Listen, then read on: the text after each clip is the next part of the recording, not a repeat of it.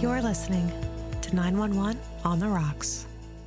So many Teen Wolf jokes are available to us. Hello, welcome back to 911 on the Rocks. I'm Emily. I'm Mandy. And I'm Allison.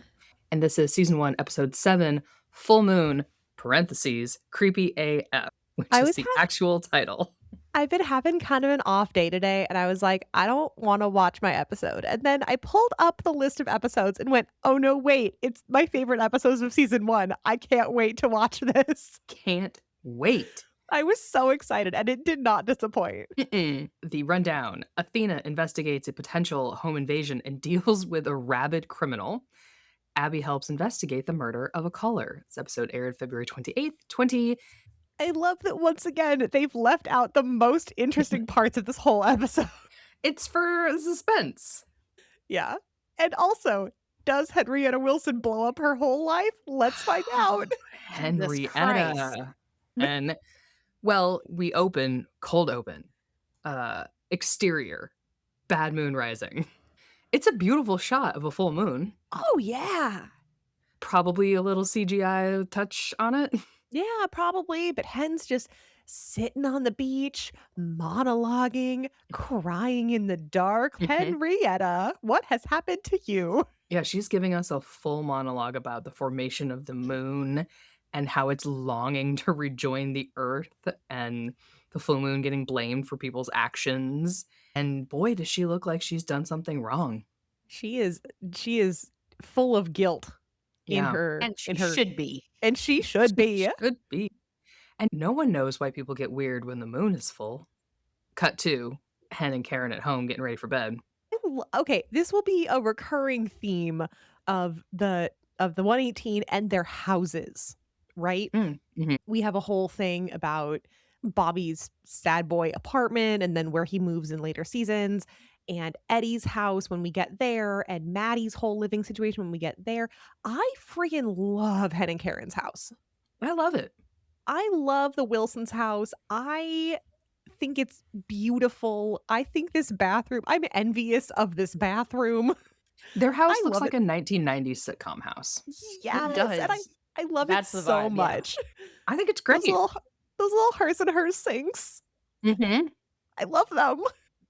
It looks like a real place to live. Yes, it looks like a real place to live and not just 3 walls and no ceiling. Boom mics. Yeah. Like, for sure. And 2 people brought their stuff together and then bought stuff. And yeah.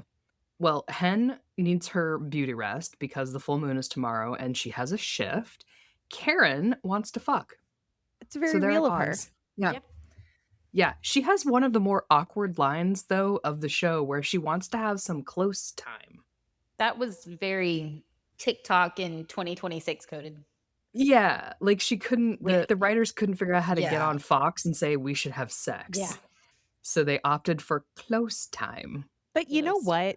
Silly words notwithstanding, they were actually willing to bring up the concept of straight up lesbian sex. And lesbian bed death. And lesbian bed death, just right there on Fox TV programming. Mm-hmm.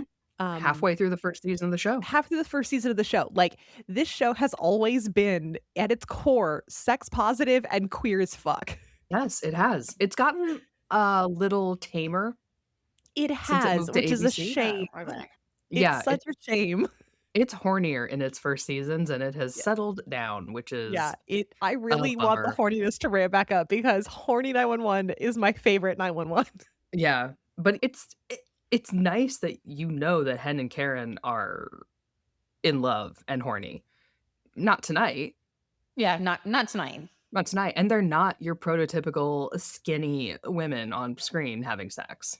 No, they are full-bodied and beautiful. And it's nice. Definitely for Karen, Hen is not in the mood, or Stupid. we'll see what's happening. Yeah. Hen is just making all kinds of weird choices for every possible wrong reason. Mm-hmm. But we have to love her anyway, but we have to love Karen more. But we have to love Karen more, yes. Well, so begins the 118's uh, shift of fun. Their full moon creepy AF shift. Yeah, One of my favorite songs does play, which is Bad Moon Rising. it's a great song. And I can never remember who does it, but there is a slowed down version of Bad Moon Rising out there. What, do you That's mean the Teen Wolf version? okay, that's who it is. It's by Bad Ritual. It is my favorite So cover of all good. time. It's super sexy and It's fun. so good. I was saying I couldn't remember who does it, and I forgot to go look it up. Yeah. All right, Super but I do hot. have to go back for a hot minute because and Mandy, close your ears. We're talking about Okay. non-season 1 items. Closing ears now. But Karen says if we're not having sex, then what exactly is us that makes us a couple? Oh, What is it that makes yes. us a couple? And my note says, not to make this about Buddy, but Dr. Wilson raises a good point. She does raise a good point. Like Yeah. it raises some points. So Also wait a minute. because I mean, it's not quite canonical because it's not technically on screen and the creator hasn't said it, but now apparently one Oliver Stark said it in a convention. Yes. Buck did spend 7 months living in Eddie's 2-bedroom house Yeah, that was just like with a you want to be him. canon, fucking fine. It's canon.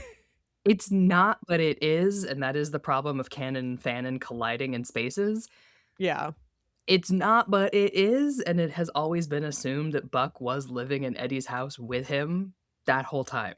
That whole time. So if we're so tell me So the it difference makes sense. between season 1, Hen and Karen raising a kid, living together, paying bills, warm and fuzzy, and not fucking versus Buck and Eddie. Dr. Wilson raises a good point, okay? She She raises raises a fair very point. smart point. She does. Not to make it all about Buddy all the time. But I do desperately hope that Karen gets a little more of the sex that she's craving. I do. I hope I do this for too. her. Mhm. Hey, Mandy, please open your ears. Ears open. Yay! Also, I'm really intrigued about the stuff I didn't hear just then. Great. I can't wait to discuss it with you in Yeah. 3 to 6 4 years. calendar decades. Wait, look, listen, we're just gonna take, like, 6 weeks off work altogether and just blow through all these episodes. I mean, Don't tease me. That sounds awesome. It does sound Yeah, awesome. What are you really. talking about? Okay. We got So, our first call. in case you're not already in love with our guy Buck Buckley over here, in case the last 6 episodes haven't really sealed the deal for you, everyone's junior protagonist. There He is Yes. Buck and I guess the second of a billion small children. Yes. He strolls into an arcade looking cute as fuck, and there's a little girl stuck in a claw machine. How she got there, who could say? She's having a fine time. She's not in Yeah. crisis. He's having a great time in the claw machine. And Buck is so fucking cute with his little I can't do the sound because my voice doesn't go that high. But his little hi. And what do you do? Like, he has to take her out. And it's the most adorable scene that this show has put on celluloid. It's fucking precious. She's the little girl and she's got her little horsey and he says the thing that makes my ovaries explode, which is, I got you, I got you. He says it to all children. He says it to all children and it hurts my little brain. It just like puts static in my ears. And then he gives her a little cow from the claw machine A and moo a little moo and I short circuit. Yeah. I'm in It's danger. Do we need to refill a birth control prescription? What's happening here? I'm in danger. Listen, he's not real. I know he's not real, which is the only reason I'm not in danger. He's fictional, It's thank Christ. He's fictional. Yeah. And fictional Buck calls fictional Abby. He gives a little bit of the ick. Oh, truly, I Little don't bit, know. Just ruins it like a little bit He Yeah. does. by howling into the phone. But you know what? I howl at the end of every podcast and y'all still talk to me. This is true. Valid. Valid. So I guess this is fine. Abby calls him a cute dork, and she's not wrong. She's not wrong. Yeah. We don't know how long it's been, not really, but this is his first day back on the job post getting his throat cut open on the dirty floor of a restaurant. And they're still talking, which is good. He is able to talk, and he doesn't have a scar. That like kind of blew my mind. I expected the scar to disappear eventually, but I was like, wait, so he just doesn't start out with one? Pretty Like, much. Yeah. you do like the cleanest tracheotomy ever on him? Listen, this is I how hate it to tell you goes. this. I hate to tell you this, Mandy. This is one of Emily's large gripes Oh, I really? hate I hate it so much. These people have magic skin. They don't scar. Oh. There will be a scar that lingers in set Yeah. 8, Seasons. and it's, like, shocking that it lingers as long as it does. Like, it's Yeah. notable given Yeah. how often these people are brutally wounded. Yeah. Because Chimney's forehead scar lasts for a while. His, like, Sharpie mark on his forehead Yeah, the little red Sharpie mark on his forehead. when his skull was blasted through with rebar and should just be a complete mess. Yeah, And his then little nothing seasons for Mhm. years Despite what happens to them, yeah. despite what happens to them. Yeah. And Mhm. then you get a scar that actually stays put for a while. And she's like, "But why this one? Out of all of Yeah. give me scars." But I don't know. Mandy, what do you think about Abby in this call? I don't know. Like, I'll be honest, I didn't, even though I did watch season 1, like, back in the day, I didn't remember anything about this episode except for one scene toward the end. Yes. But I did not remember anything else. So I think at this point in the episode, I was kind of just like, okay, I'm sensing that this is going to be a tonally different episode, Well, even from like scene to scene within itself. Yeah, a little bit. Yeah. I love this one setup of Buck being pro superstition, pro magic, pro spooky things in the night, and also info dumping about moon facts that may or may not be true. I He's did he like the info dumping, but yeah, I'm not sure I'd trust him as a source. he's these are learning how to all Google. This is early Buck Googling. Yeah. this is early book Googling. These are both things that are foundational, like these are load-bearing character traits. Yeah. And That then he goes to find things on the internet and gets he goes down rabbit holes, and then he really does believe in kind of the magic of the universe and things that he can't really explain. yeah. And that he seems to be deeply into people who are polar opposite to that and who don't believe in In superstition or shit. curses or magic or anything. It I happens fairly often. Yeah, That feels like accurate. Yeah. he really attaches himself to people who are like, "That's dumb, bro." That's dumb. Don't do that. Yeah, And curses? some are What nicer than curses? others, but like Yeah. It really struck me this time where Abby was like, "Dude, this is full moon bullshit. You need to stop." I was like, "Oh, it's just Eddie. It's just Taylor. it's just Tommy. It's just Tom." I was like, "This is fucking funny." This is Like, yeah. "Oh, it's He just a very repeat much likes to over again." attach himself to people who do not believe in that shit. They're just Mulder and Scully. It's Yeah, just the exactly. prototype. My water is empty and I am sad. Devastating. Anyway, this is Buck's first full moon, and he's ready for the freaks to come out. He wants it bad. He does. And he shall get. Well, he won't. But we will. We will. Call number 2. We have a kindly old lady, Nora, calling 911 that someone is standing in her house. Just looking at her, can't see their eyes, but she can feel them. He's like creeping outside her front window and he's just like staring into her soul and she's like, there's a scary monster outside. And everyone's like, sounds great. The first responders are on their way. Yeah. No face, just a baseball hat. Super creep. Definitely. So we get Athena arriving on the scene with the 118 because apparently the caller has a heart condition. So they disperse to check out the thing. And my first thought was, damn, Nora's house is nice. Yes, it is. My first thought was Hen and Athena besties. I love Hen and Athena. Yes. That is one thing this episode sold me on, was them being besties. Yes. I love Hen Sure and hope Athena the show besties. remembers that in coming years. Yeah, forget, but then they'll remember again. Yeah. Okay, It's cool. an ebb and a flow. Yeah, it's an ebb and a flow. They have other stuff that comes up in their lives, but they always come back together. So they're like, I don't know. It doesn't seem like there was a prowler outside, and kind of just that Nora had a panic attack, checking her out. And then she sees Chimney's reflection in the window because Nora's house has all these really floor to ceiling glass windows, which, ugh, no thank you.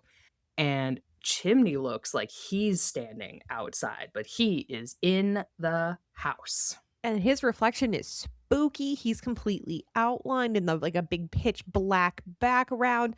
And Hen is like, rut row.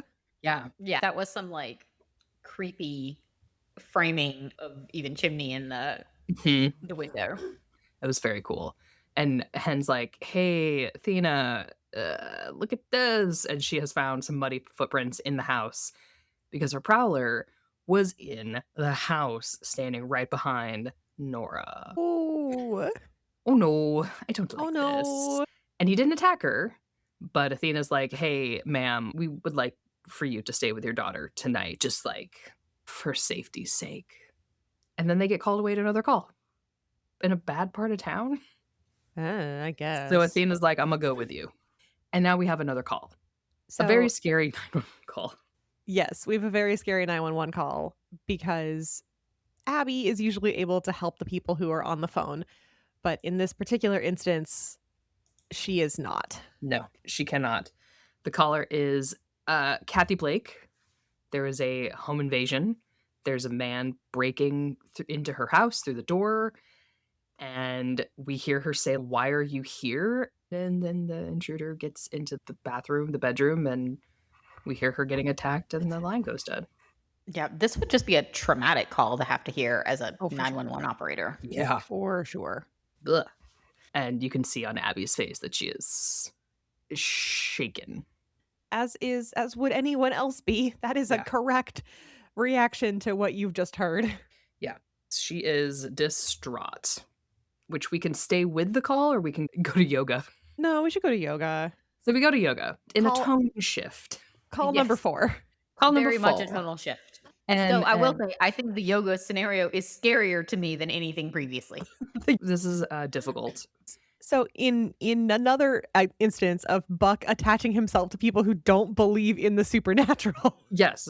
Buck is out here telling Bobby that gravity is heavier during the full moon, which science has proven because he read it on the internet. I Baby. love him so much. Sweetheart, darling. And Bobby's just like, "Why did I hire you?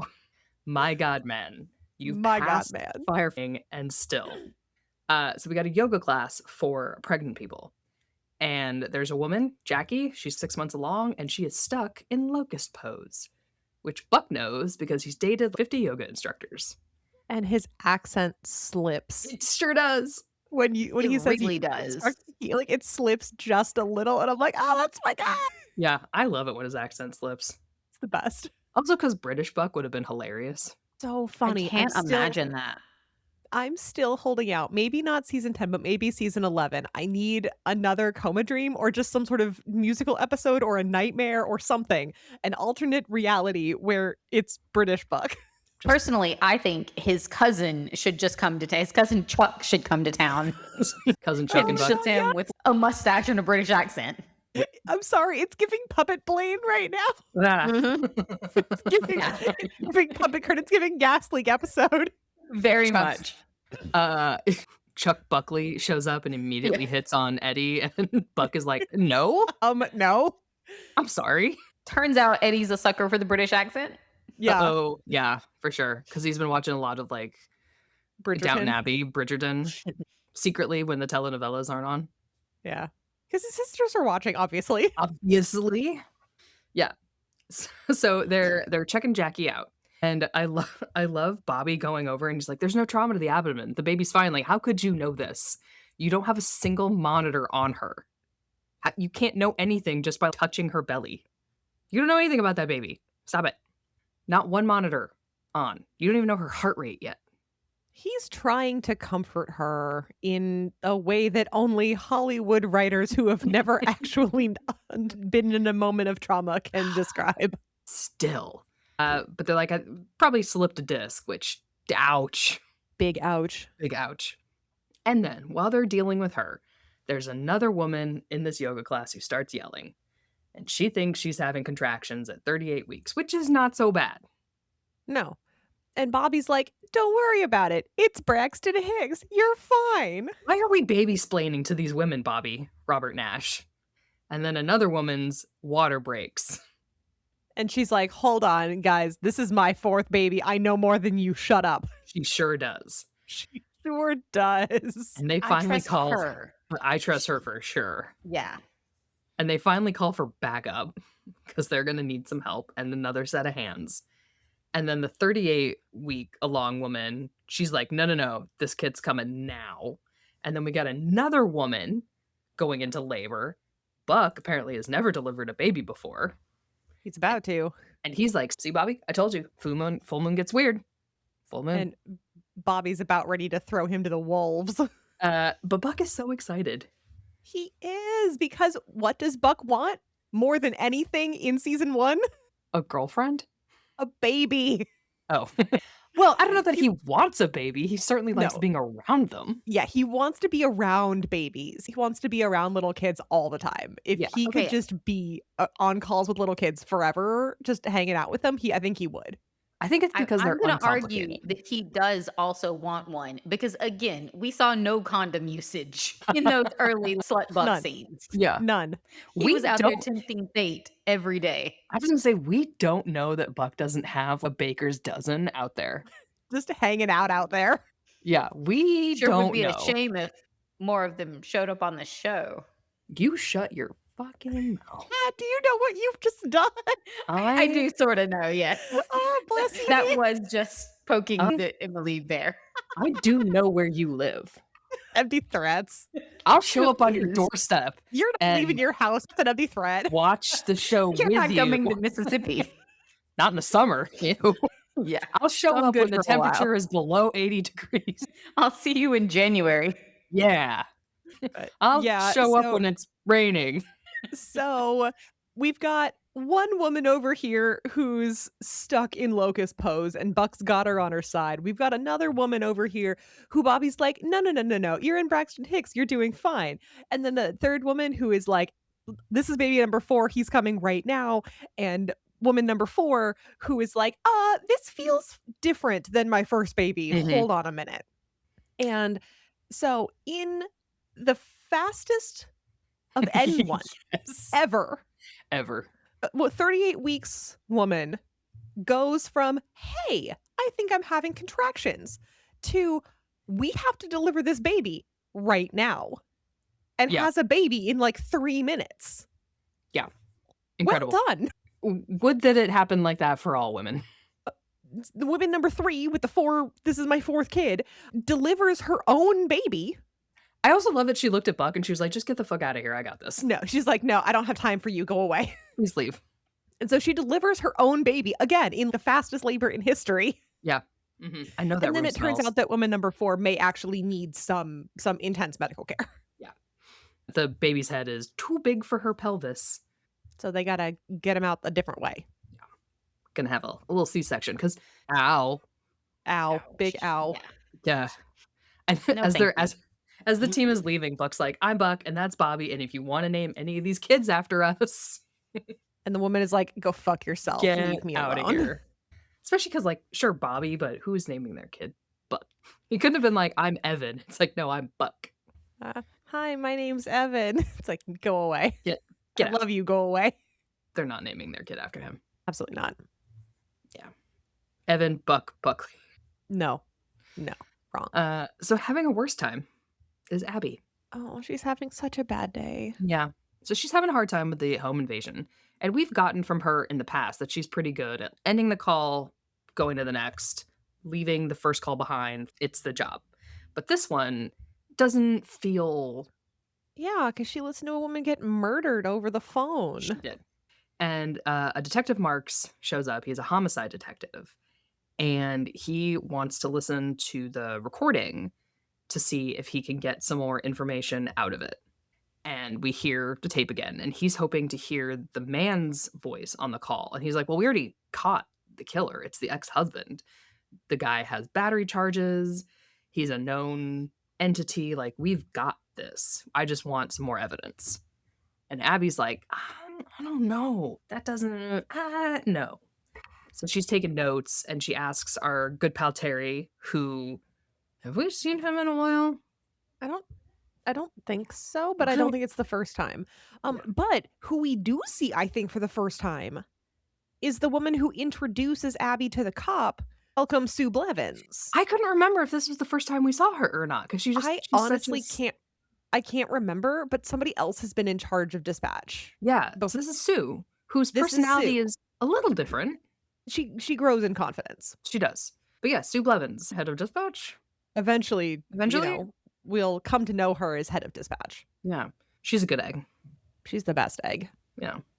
But they start investigating previous calls from Kathy about her calls that she's made to 911 about getting attacked by her ex-husband, Trent. Hello, Trent. And in those calls, Kathy didn't sound scared. She sounded fucking pissed. Yeah. And Abby's like, I don't think it's the husband, you guys. I don't And think. the cop is like, no, you're wrong. And Terry's like, no, I believe you, Abby. We are going to investigate. We're going to get down to business to defeat. I mean, I'm pretty sure Abby can just do all of these things. Like we've Yes. seen her perform the firsthand rescue in the like with the kid in the pool. Right? And now we're seeing her do the investigative detective work side. Yeah. She's got it all covered. She could do it all. We don't need cops. We have Abby. We have Abby Exactly. Clark. Does she get extra pay for this? I would hope. She should get a promotion. Sergeant Abby Clark. Sergeant 911 operator Abby Clark. Imagine they just get her for not doing her actual responsibilities and are like, yeah, we're all of this is PTO. We're just like putting you down. You aren't answering the fucking phone. Right. Like Ruh-roh. they're gonna dock you that for not being at your desk. I can see that. I mean, it is a state job, city Honestly, job. It's a state job, yeah. So that takes us to our next call, where I'm pretty sure this is just the call that Hen and Chim were going to after the Nora Curtis call. Yeah, it is. So the call is someone going a little bananas over, kicking over garbage cans. They're screaming. Hen and Chim roll up with Athena. They're still talking about the Nora Curtis case, but there is a man down on the ground, and then there's screaming over on the side, and we find a shirtless man tearing pieces of someone else's face off with his teeth. Nom nom nom nom. Hannibal style. And Hen's like, I think he's high off bath salts. Well, they're making jokes about like, oh, he was so hungry. I don't know. And we like see a POV from this dude, and everyone like looks demonic. And he Demon Athena. Demon Athena. And he starts like approaching Athena and Hen. They don't see a weapon. Athena tases him, but he like pulls the little thingies right off of him. He keeps charging. There's no weapon. Athena shoots him. It doesn't seem to do anything because he's high as fuck. And then she shoots him in the head. Ah, Athena. Athena. But it is Athena Grant, so she's gonna be fine. The detective wants statements. She's gonna have to go talk and do her paperwork, because paperwork episode, and deal with that. Meanwhile, Henrietta gets a call from Eva. No. Who is out of prison. No. Now, it does look like Hen did not speak on Ava's behalf at the parole hearing. Good. That's good. Because she knew that her wife would leave her probably if she did. And Hen made the correct choice. The last correct choice. I was going to say, if you gave Karen an option, she probably would have preferred the first one and not the second bad choice. Yes. Ava's been out for a week. She somehow got a job at a tax firm and an apartment in a week in LA. I don't know how. And she wants Hen to come over to her new place. It's not much, but it's got a bed. Get it, girl, I guess. And Henrietta's response is, you're awful. Hen, girl. The answer is no. The answer is no. Click, goodbye. Yeah. Not to and then laugh. You go home. Then you go home, tell your wife, hey, Eva called. I told her no. And We're now we have maybe to soften the blow, like go down on her or something. Yes. Like you promised to do. Reaffirm that relationship there in every possible way you can. Yeah. Reaffirm. Yeah. But no, she's giggling into the phone. And the only reason she hangs up is that Athena comes up talking about the paperwork they're going to have to do for killing somebody. And Bestie Athena knows that something is up. She knows. That's not your wife on the phone, was it? She's like, everything all right at home? And she says the thing, because Hen is like, yeah, it's fine. And Athena's like, you let it go long enough, there's no coming back from fine. It's so nice to have a friend who knows you so well, Henrietta. Henrietta. She's trying to tell you something. She's trying to help you, Hen. Let her help you. Hen. Ugh, just sighing forever. We're sighing forever. Terrible. And unfortunately, this kind of behavior from Hen is unfortunately a load-bearing personality trait. It is. It's a bummer. Hen really likes to make big decisions all by herself. Yeah. And the bigger the decision, the fewer people she talks to about it.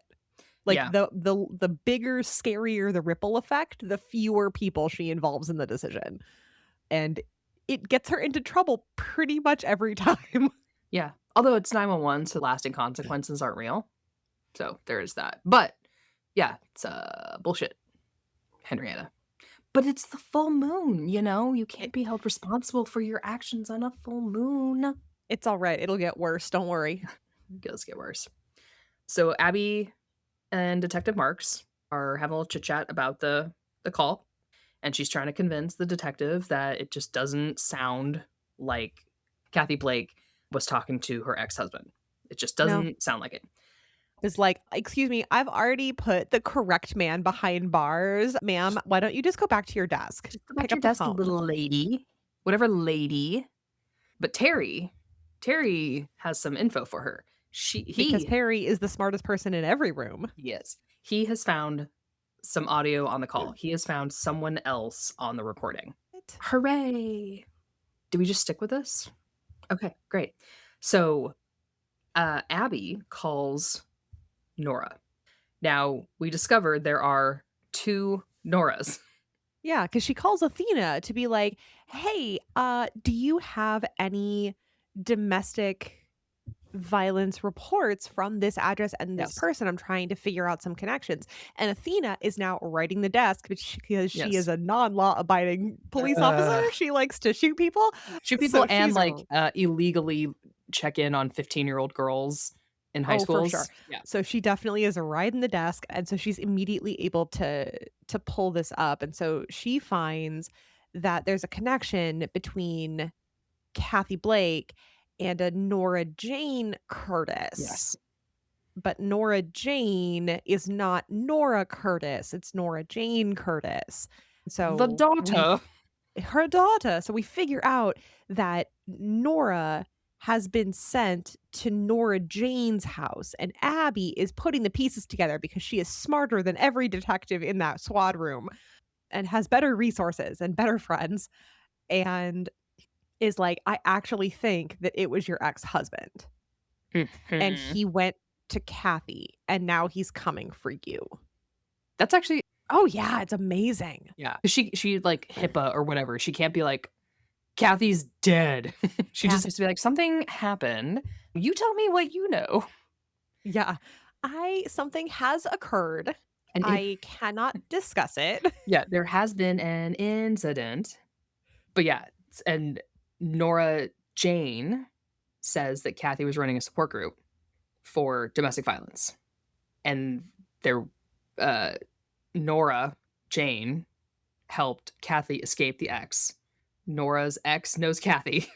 Everybody knows everybody in this polycule. And it's bad. It's all bad. And it's bad. And we're like, hey, he's coming for you. And then there he is outside the house. And the cops are 2 minutes out, and Nora Jane is like got her mom and an apartment that's brand new. She's finally feeling safe. Let us put a pin in this domestic violence as a plot point. I know. And he finally breaks in. Yep. And so Abby is on the other line at dispatch, terrified that she's going to have to listen to this guy murder Nora Jane and Nora, just like she listened to him murder Kathy. But there's a bunch of banging and smacking and violence noises. And Abby is like, Nora Jane, Nora Jane, Nora Jane, please talk to me. Are you okay? And she is. And she is. And my notes read, get him, Nora Jane. Yes. Get his ass. Because she had a baseball bat.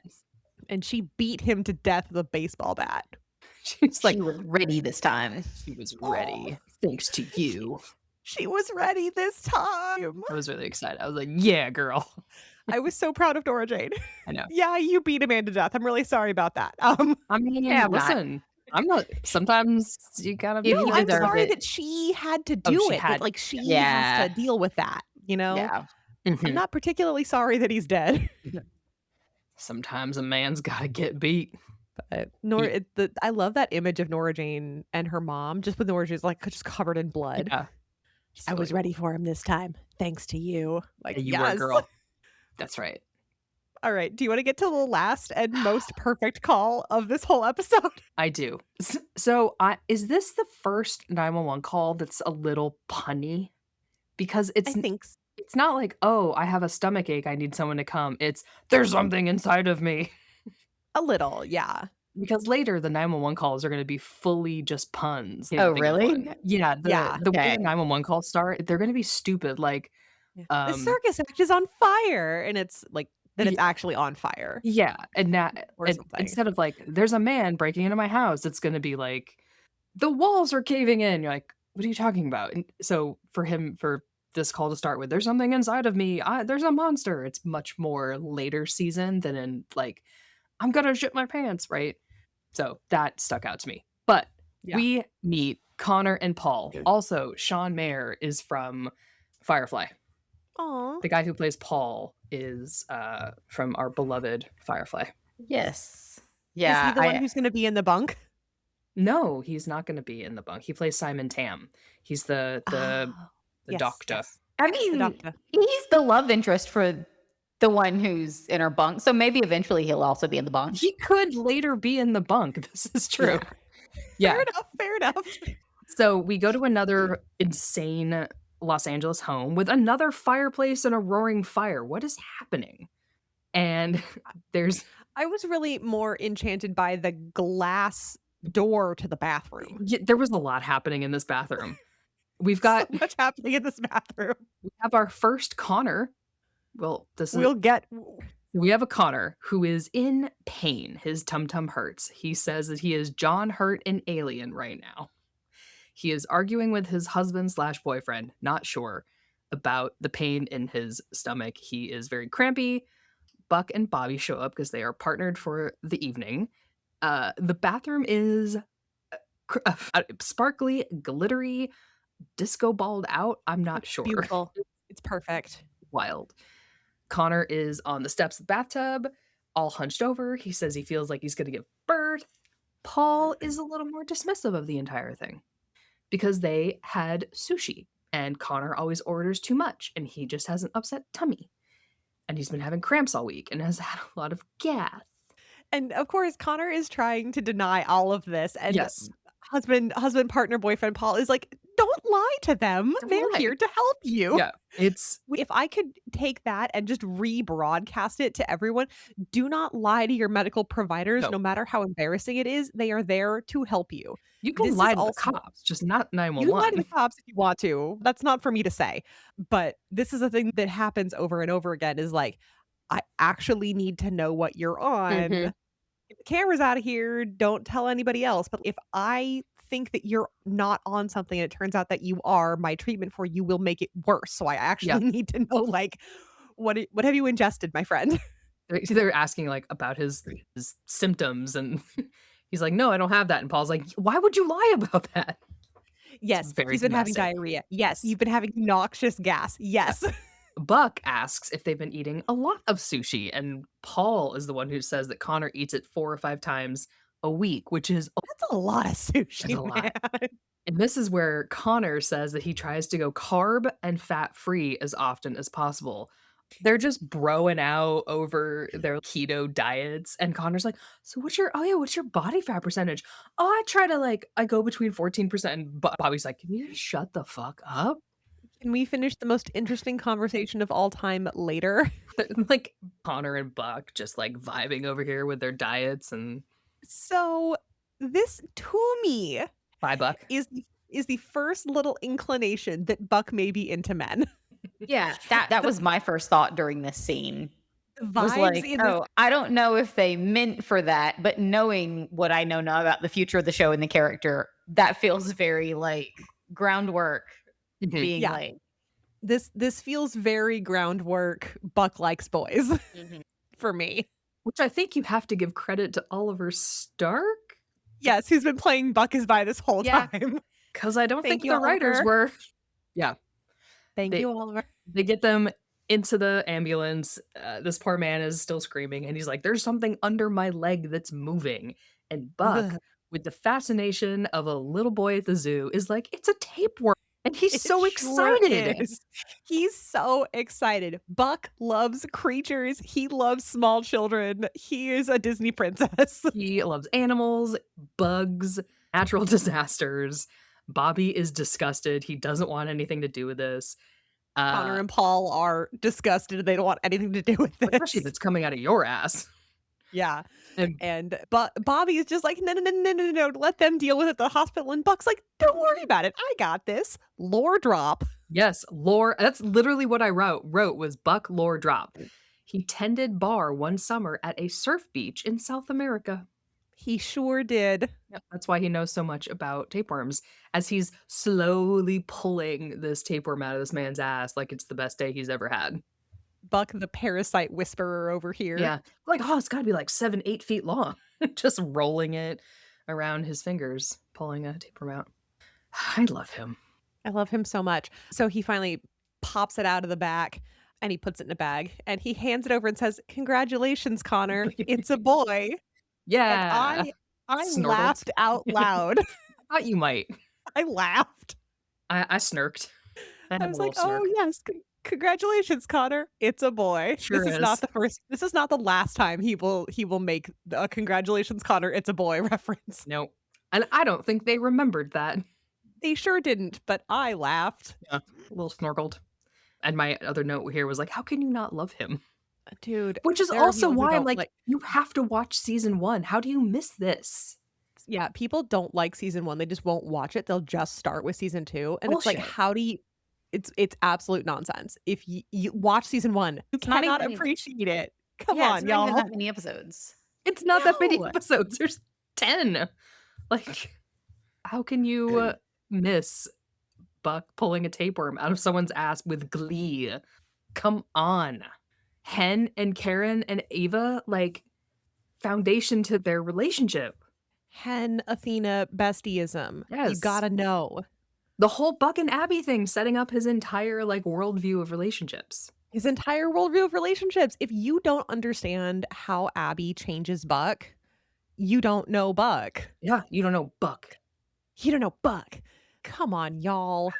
Well, to cap So off anyway. Abby, Detective Marks actually comes down to talk to Abby and apologize in person because he Oh, had the wrong guy and he was not listening to her, a woman.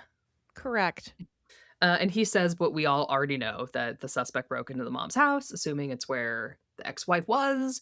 She wasn't there. He went to Kathy's house and blamed her for making his wife leave because men. But this is really just about the detective actually apologizing to Abby for not listening to her and dismissing her when she was right. And you know what? We will give him credit for that. Thank you for We will. apologizing, Detective Marks. I mean, that meeting could have been an email or a phone call, but we'll take it. But there's something about it in person that he came down. There's something I read about once with it's not harm reduction, but basically to make problems whole, to do restitution, Mhm. that an apology should be as loud and public as the disrespect was. Mm. And so if you say something kind of mean or dismissive to somebody like in person, like just by yourselves in the house, then you can apologize by yourselves in the house. But if you are in a meeting and do something not very nice, then your apology should also be in that kind of meeting space. Interesting. And so That makes sense. Yeah. he did his dismissal of her in a space in person at her workplace, and so the apology came in person in her Yeah. workspace. Okay. And I really appreciated that. I like it. Well, good for him. Yeah, I was very proud. Did I love his behavior all episode? No, No. but at least he admitted that he was wrong, that he should have considered her more seriously, and I'm very proud of him. Good job, writers. And Good job, he's B+. the last person to make a good decision. All episode. Abby is about to make some awesome decisions. Well, okay, do you wanna end with a Yeah. good decision or a bad decision? We gotta go from good to bad. Okay, so Abby is at home, and she gets a In her little in her pajamas, Jimmy minding her jams. own business. There's a little Looking knock very on the cute. looking very cute, and she gets a little knock on the door, which clearly spooks her because, like, Yes. the whole episode for her has been about people breaking and entering. But it's Buck, No. and some sexy music starts playing, which wouldn't it be funny if that music was, like, in life for her? Like, Patricia just, like, hits a button. Yeah, Right, Carla's over that on the would be couch, she's amazing. just like, "You yeah. do." Just someone Just Carla hiding in the closet. exactly. Just slowly Oh, turns it Carla. up. Yeah. He's brought a bottle of wine because he was out driving and he saw the moon He and was trans transcended. He just found himself at Abby's house having bought this bottle of wine. And she's like, "Did the moon cast a fucking spell on you?" And he's like, "Yeah, and sure. she's like, no, babe. No." Oh, you dum dum, your dick did." Which I love this about the two of them, where he's like, "Moon and magic," and she's like, "Science." But the whole time, I'm just like, I'm watching Buck flirt with people, and he's really good at it. God damn, Very Buck's a good good at flirt. it. He's a Yeah. great flirt. And the whole time I'm like, Abby, my love, Abby, my dearest darling, let me take you by the hands. Let him flirt with you. Let just let it happen. It's not let Buck fuck, it's let Buck flirt. Just let him flirt with you. Just let him flirt. He's wrong. We know he's wrong, but he's earnest and he's trying real hard and he's not the guy who's going to come to your house and stab you. I get it. You already ditched him when he had that beautiful bouquet of flowers and the balloon flight. And you wanted like your thesis a couple episodes ago was that you wanted to be Wooed. treated romantically. You wanted to be wined and dined. You wanted people to make squishy emotional decisions for you. He's trying. Let him work. Here he is I just like waxing the poetic. idea. I like the idea that she thought she wanted that until she was performing a tracheotomy on him, and then she was like, "Wait." Wait. Wait, actually, So the shine is a little gone. Yeah. Like, not fully Shine's gone, off. but she still likes him, but she's like, Shines "Nah." off. she likes the ooey gooey until someone actually starts saying weird shit like, "The moon Yeah. brought me to you." She's like, Yeah. "Whoa, no, no, no, no, no. Absolutely. Just get on your knees and get going, like, please." And then he does. And then he does. Yeah, then he starts to smooch on her and they start smooching and it's glorious. And Okay. then they There was a good Hmm. line though of, "Not magic, not science. Maybe you just really wanted to see me." that's really sweet. Because That I was also good, I yeah. did write down, "I'm sorry, but this is also Eddie Diaz," Oh god, yeah. because he would say this shit too.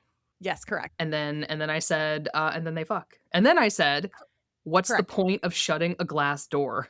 What's the point of shutting a glass door? Her fucking glass bedroom door. I hate it. Abigail. Which, okay, Allison, it did remind me of the LA apartment Yes, of my glass doors. I had glass doors in that apartment. because it was technically, what, a closet or something? Or It was like an an office or office? something. Yeah, Yeah. yeah. I was like, "What is the point of glass bedroom doors? What is the point of glass doors? Carla's still Um, peeping on you." Yeah. What is happening? So they make a good But decision, we assume. yes, It's and they do. unlikely They she's make getting pregnant if he's not it's condoming up because he I mean, doesn't seem to. we don't see the middle part, so we can assume that there was some aftercare in which there was a condom removed and thrown in a garbage can. Is she keeping them in her house at her age and having not had a boyfriend or other partner for over a year? I don't Does he know, have one in but his maybe pocket? he might. Did he stop Yeah. not just for a bottle of wine, but also at the 7-Eleven for a singular condom? That He seems has most accurate to who Buck has been shown to be until now. Yeah. The moon brought me to the bottle of wine and also to the bodega. Yeah. which is right next to the bottle of wine. Yes. Good for them. Oh, I love them. They're so sweet. They're really Yeah. so sweet. Well, unfortunately, they are partnered. They are paralleled, if you will, with Henrietta Wilson. making Much less. just why? Athena calls Hen, who says she's driving home where she's supposed to be fucking her wife. And Athena's got. Aren't you supposed to be fucking your wife? She said she was going to. Aren't you supposed to be home and fucking your wife? Ma'am. Athena's got the tox report for the face eater, who was only drunk, only had alcohol in his system. So maybe it was the moon. One of those nights where people are just acting like fools, she says, Mm. as Henrietta Wilson pulls up to Eva's new apartment. What are we doing here? And Henrietta is like, you look good. Shut up. What are you doing? What are you doing? She's just ensorcelled. She got ensorcelled, and Eva is looking much more like a person you might wanna talk to than she was in prison. Like, almost vaguely a member of society again. And she's like, yeah, I should go home. Yeah, you should. Yeah, you should. Then Hen is the one who kisses Eva. Oh my God. Is Henrietta unbelievably sexy in this scene? Yes, she is. Sure. Yes, she Is is. she Yes, she unbelievably is. stupid? Yes. Why you have Dr. Karen Wilson at home in your bed, laid out like a fucking feast, and you are here with your ex-girlfriend who has caused you no end of grief? Mhm. Man, Mhm. I just don't understand. I trust that the show is gonna try to make me understand. But right well, to be now, fair, not you remembering what hear happens, I'm like, "What how is the next step not just Karen leaves her because what the fuck?" you hear how Emily and I are reacting to this. We are also mad. Yeah. Yeah. Ugh, Mhm. Hen. But once again, Fox Yeah, showing some sex. they did. Love this for them. Is it the hen pairing I want to see on my screen? No, No, it is not. it is But not. in this moment, representation is good. It Yeah. is Okay, good. but I have a question for y'all. Uh, No, I hate Eva.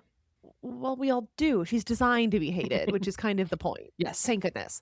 She is a plot device. she is. She is a plot device. They flash as Hen's doing her exit monologue Mhm. to Buck and Abby curled up in bed. And what is the look on Abby's face? Mm, How was I meant to read that? Because I had questions. how did you read it? It just to me read kinda sad to me. It was like, "Oh, yeah, man, okay. If that He's was cute. it, I kind of understand. I get it." But it just to me, it just read like, "Yeah, he's just a boy in his late 20s. Mhm. Yeah, he's very cute. Yeah, he's very nice. Yeah." I mean, And it considering it didn't how it didn't it didn't read to me that this is what I've been looking for, what I've been waiting for this whole thing, because Buck on the other side is so ensorcelled. Mhm. Buck is completely ensorcelled with Abby in a way that he has never been ensorcelled before, and for me, this particular piece of Abby was just like, "Yeah, he's nice. This was fine. Whatever." I And that just hurts my heart a little. yeah, it does. I do agree that I think that's kind of like the vibe that I'm getting from that expression. I actually just pulled it up so I could see again, and you're actually right. But yeah, it makes sense considering how their story ends in not very many episodes because season Yeah, one is only like 10, right? 10. Yeah. Yeah. Yeah. Yeah, So because they have 3 more episodes to go. Yeah. yeah, and it's gonna hit him like a Like train a out of nowhere. like like a train full of bricks, Yeah, unfortunately for our boy. like a tsunami? No, that's a little later. Like lightning? Stop it. Like a train, actually. Like a train, actually. Yeah. Get out of here with all your funny, funny jokes. Get To out be of here. fair, I wasn't really looking at her face because I was like, "Yeah, good for them." Yeah, it's like, "Yeah, good for them." Part But of me once was like, again, "Is he asleep and she isn't?" That makes sense. that's what I was That would looking make sense. for, So I was kinda, like, was looking over her like, shoulder like, "Yep, yeah, he's passed out. Okay." yeah, he's passed out and she's just, like, staring into the middle ground, and I'm like, "Okay, how does she feel about this?" Yeah. Because they've built their entire relationship on, "We are talking because I don't wanna sleep with you and immediately project that fucking you is the only thing I Mhm, want. I wanna work to actually get to know you and work towards falling in love with you." And now that I think this is the first time they've actually had sex, I think so, I yeah. think, Mhm. or at least that's how it's been portrayed on screen. Yeah, And so this is the thing that Buck has been worried about the whole time, yeah. that we're gonna get to this point where we're gonna have sex and then all of my hookup, she's gonna leave. Mhm. And he only gets to this point because he's finally confident enough in their emotional connection that, like, no, maybe she's gonna stick around. Then And Abby has been doing this whole thing, but, like, "I wanna be wined and dined. I wanna be treated like something sexy and beautiful and wonderful." And now she is, and now she has to say, like, "Okay, but did it make me feel like I wanted? Mhm. I had the thing I was looking for. I got it. Now we have to reassess." And I was really curious as to, like, how it showed up here. Not well. Not well. Didn't Not great for my boy. not great. No. Not great for old Buckaroo. Poor guy. Poor guy. Well, Just let's see. Bucks finally slept with Abby. Abby's feeling mid about it. Dr. Karen Wilson needs to be eaten out like nobody's business right now, immediately. Hen is making just awful choices with the only ex of hers we know about. Athena is riding the desk because Mhm. she was at one point a demon through that guy's eyes. Yep. Bobby doesn't believe in the the whatever. I'm just talking. I don't know. That is what you missed Nothing on Glee. happened. Here's what you missed on Glee. I don't know. Hen's making bad choices. Buck's making okay choices. He's being a silly goose. Athena and Hen are still besties. And yet it's Bobby's a coming into great it all. episode. It's a really fun episode. I like it a lot. It was fun, yeah. Yeah. When I finished it, like, my first thought was, like, okay, besides the last 3 minutes, I feel like this moves nothing along anywhere, but, like, also it was just really fun. Yeah. Yeah. I have a little bit of the problem where I know there's only so many episodes in this season, so my brain keeps, like, wanting to treat this like it's like a Netflix series and that it's building to a certain point within 2 or 3 episodes, Mm. and I actually don't know if that's Yeah. accurate or not for anyone except Abby's storyline. Like, you don't have to answer that, but yeah, I'm like, I don't know if they left things unresolved between season 1 and 2. They so the big so you've got your protagonists of season 1. You've got Mhm, Abby, you've got Bobby, and you've got Athena. Your top 3 bills. mhm. So by the end of the season, Abby has a full story arc, Bobby has a full story arc, and I would be willing to be fairly confident in that Athena has a full story arc. Okay. Mhm. Yeah. Um, Everyone else is kinda hit or miss. Yeah. Yeah, I think Buck has a story, Yeah. but only because he's playing second fiddle to Abby. And you don't really get to know Chimney until the 2nd season. No, I or feel really I Hen much out of this. regularly am forgetting Chimney exists. Yeah, he does exist, and he will you'll get to know him better. But yeah, no, I would say that season 1 really does focus on their core protagonists of Abby, Bobby, and Athena. So this was very much an Abby episode. Mhm. Well, because she's about to Yeah. Yeah. make some choices. She's about to Do you think this is when she decides? Yeah, I do. I Sorry for think that being she has vague, Mandy. Yeah. yeah, I was no, gonna say, I I actually think don't know what we're talking about here, but I am no, I Emily, I agree with you. I think that this is kind of when she decides because she set out a goal in the pilot, and now she's hit it, and now she's reassessing, and I think this is when she makes her choice. She saw Buck. She got him. I got him. Hmm. Yeah, I absolutely think this is it. Interesting. This is so much fun. I love that Mandy doesn't remember most of the season. Yeah. And I have done I so well. So, like, before we record, I pull up a few tabs of things, but I'm not searching anything else because, like, obviously I know a lot about the show, but I'm trying to yeah. stay as, like, away from reading anything in depth as possible. I think what's gonna be really fun is when we start getting into seasons like 3 and 4, all Mhm. of a sudden you're gonna be like, "Oh, that's where that's from. Oh, that's what that context is." Yeah. I'm also not ruling out that there may be a few things that I think are true because my only exposure to it is Tumblr that actually Right. aren't true in the series. Correct. This is the first show I ever got into that I got into by reading fic, and, in my first, like, couple of fics, I had to ask Emily, like, "Okay, so this is a thing I've learned from fic. Is this real?" Yeah. No, I And have it no was doubt there's some things I think are real that didn't happen or are, like, people filling in the gaps. yeah, for sure. They're filling in the gaps. Absolutely. You're just like, no, it's not real. That's absolutely not real, sad face, and that's absolutely not real, happy face. Well, But that's why yes, we always have to keep fan and or canon on the table. Yeah. on the horizon. Yeah, lore drop, fan or canon. Yeah. Oh, gonna be so much fun. This is fun. Yay. Yay. Fucking Yay! Eva. Ugh, Eva. Eva! Do not like Eva. her. No, I'm not supposed So, to like like, her, but you're not no. supposed to Yeah. like her. She is a plot Yeah. device, and of course, we have to there's a whole much broader real life conversation about the prison system and, you know, are people treated like people within the prison system, and what does that all look like? And that's a very complicated conversation and is not what we're talking about No. here. Eva is a character designed to be hated. She is a plot device, and that's what she's gonna be. Yeah, she's just a homewrecker. She's literally just a homewrecker. That is her entire purpose. Yeah. Which, Yeah. if that's your character and you're Yeah. sorry to the actress. Like, Poor women's wrongs. yeah. Sorry to you, but you suck. Yeah. Oh, boo, Eva. And also in this moment, with all the love in my heart, Henrietta. Boo, Henrietta. Yeah. Henrietta. Sometimes Hen sucks. That is I did not like her at all canonical. this episode. She's not my favorite so far in general, but I do really like Karen, and I think that's biasing me a lot. No, that's Yeah. okay. Karen's the best. Karen's the best. Has Karen Karen's ever the made best. a bad decision? Never. No. Trust her. Never once. I Never don't And know once. her, you know but I what? trust her. Hen frequently makes bad decisions. And She does. the thing is, that's where the complicated female character comes into play. Like, sometimes she sucks a lot. Yeah. And you, Sometimes she makes decisions you disagree with. Sometimes she does things for the wrong reasons. Sometimes she prioritizes the wrong thing, and it hurts people. It Yeah. hurts people she loves. and you just have to be like, yep, Yep. She sure does. that's I love her Hen. anyway. But like That's Hen. I love Hen. I love Karen. I love them. Yeah, well, it's gonna be a minute. It will. All right.